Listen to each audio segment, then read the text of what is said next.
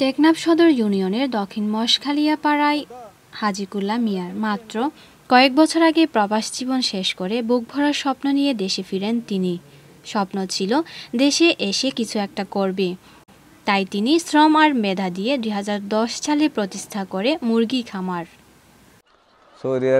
কন্ট্রোলদারি করছি, এই বিল্ডিং বাঁধে না, বিল্ডিংও কন্ট্রোলদারি করছি, কন্ট্রোলদারি করিয়া এইখানে আছে একটা গড় করছিলাম আমি ছেলে মাইয়ার নিবার জন্য। তো গড়টা বেচিলাম 1 লাখ টাকা দি রিয়াল, 1 লাখ টাকা দি বেশি আসিয়া এই জাগা জমিন লইলাম ইয়ান্তি 10 কুড়িখানি জাগা জমিন কিনিয়া। তো কিনিয়া ওইখানটি টাওয়ার আছে না, টাওয়ার দেখেন না, ওই টাওয়ার ইয়ান্তি আরেকখানি জমিন আছে আমার, সিঁহত একটা ব্রয়লার ফার্ম করছিলাম।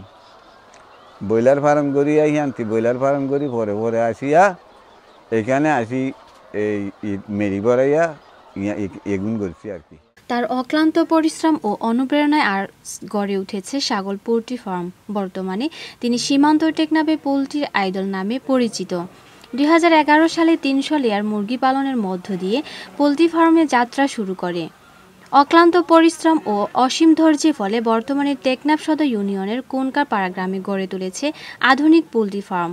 তাছাড়া এই ফার্ম থেকে এখন প্রতিদিন প্রায় 20,000 লেয়ার থেকে 18,000 ডিম বাজারে বিক্রি করে লাখ লাখ টাকা রোজগার করছে।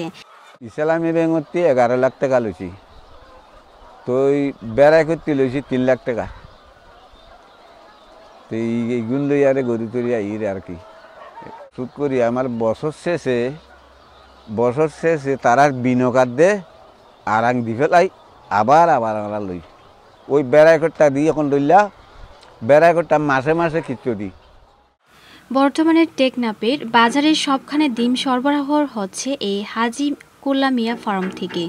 সব কষ্ট পেরিয়ে আজ তিনি খুব সুন্দরভাবে দিন কাটাচ্ছে।